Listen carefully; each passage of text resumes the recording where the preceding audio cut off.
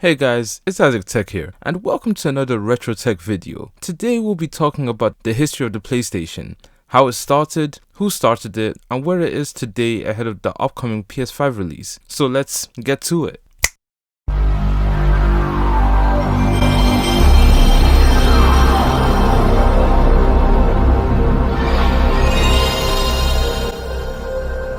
The PlayStation has been around for 25 years now, and when it was released way back in December 1994, the PlayStation quickly became a machine that not only gave people countless hours of entertainment, it was also the console that ushered in the era of 3D digital gaming. But before we get into the nitty-gritty and glitch the matrix, let's talk about where it came from. The PlayStation began with one man, Mr. Ken Kutaragi, who was actually an engineer for Sony. He wasn't a video game developer initially, and only got interested in making video games after he saw his daughter playing games on Nintendo's entertainment systems, currently going for $100 at Walmart. Fascinated by the console, he approached Nintendo with an idea to integrate a disk drive for the upcoming Super Nintendo system. This never done before feature was to be called the Super Disc. Nintendo agreed and Ken went to work, putting together a research team with Sony, and by the next year in 1991, Sony would reveal their Nintendo compatible Super Disc. The codename was, guess what? The PlayStation. This was a multimedia powerhouse allowing the user to utilize different functions such as playing Nintendo games, listening to audio CDs and video CDs, which in 1991 you could imagine was a big deal. But unfortunately, as is the nature of business, Nintendo announced that they would be breaking their venture with Sony. This announcement came a day after the original announcement was made. Also, Nintendo, with their backstabbing self, decided to partner up with Philips and develop the same technology. They probably thought they were all high and mighty when they did that, but the game is chess, not checkers. This made Sony's CEO, Norio Ogar, furious and caused some arrests within the team at Sony, and they let their feelings be known.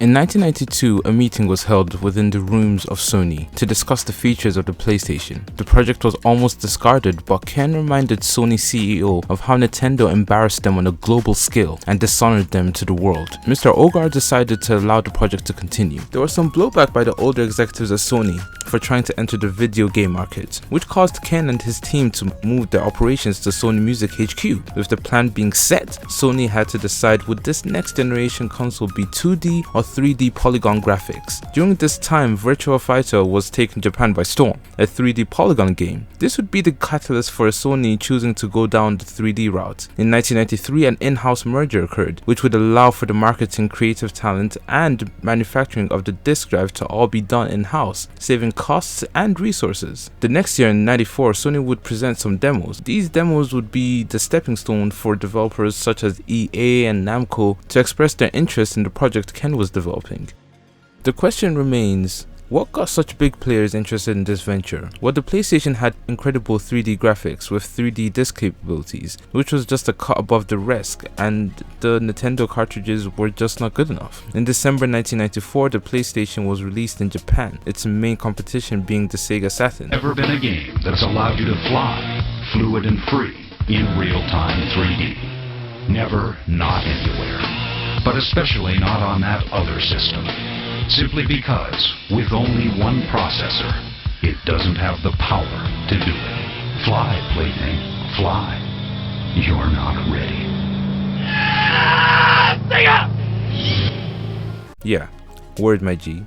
Anyways, these two consoles were neck and neck initially, but this is long distance, not a sprint, and inevitably the Sega Saturn would fall away. The main reason being because the PlayStation was cheaper and much easier to develop for.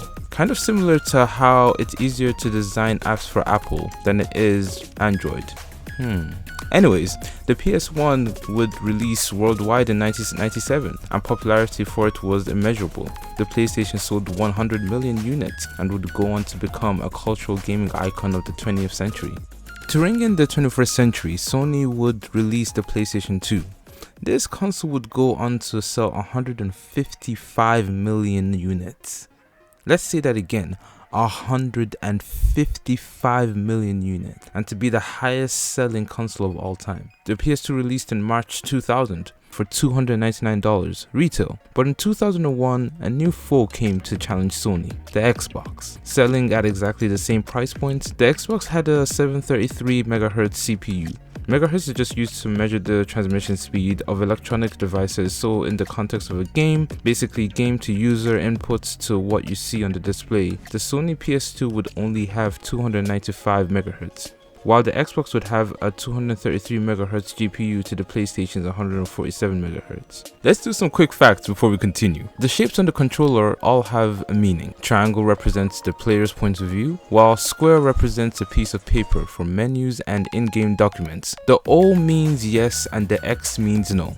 It should be reversed, right? But ironically, in the Western markets, this is reversed. The first Sony developed game was called Moto Tune Grand Prix, made by a small team called Polys. They would go on to be the creators of the Hall of Fame worthy game Gran Turismo.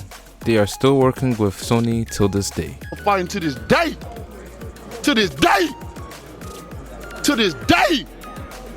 Sony would later on gain exclusivity to Grand Theft Auto, also known as GTA, which would sell 17.3 million copies. This contributed to the 155 units of the PS2 that were sold. At the same time, Xbox sold 24 million units, and its franchise game Halo would sell 8.4 million copies. The PS2 dominated in the games aspect, with over 2,500 games to choose from, compared to the Xbox with just over 1,000. In the fall of 2003, Sony tried to enable the PlayStation with more features, adding a DVR, a DVD, and a video game console, an all-in-one type of thing. This was called the PSX and never saw the light of day outside of Japan. So yeah, not much to say on that.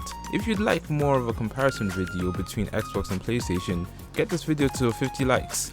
Another quick fact. Namco developed a test board in 1994 in order to simulate the PS1 during its development. The first title to use this board was a test program to experiment with textures on 3D characters. This project would end up being one of the highest selling fighting games in the world, Tekken. This would be followed by Tomb Raider, Final Fantasy, and the OG Crash Bandicoot. Or was it Crash Bandicoot? Crash Bandicoot. Today, Mr. Ken Kutaragi is the CEO and founder of a company called Cyber AI Entertainment Inc. His greatest professional achievement undoubtedly was his role in developing the PlayStation. And with how pre-orders for this year's PS5 have been selling out in literal minutes, it's safe to say he was onto something. I should know because I run a very successful link page for getting these things earlier. So, link in the description. Follow us at Itsisaactech. Anyways, Sony's tale could have been one about betrayal and what could have been, but it wasn't. And even today, with the PlayStation close to selling 500 million units, with the hype over the next-gen console taking over the world like wildfire, it's hard to think that Mr. Kutaragi would have ever believed this was possible. But something told me the PlayStation is just getting started. It's Itsisaactech, and remember, believe in your dreams.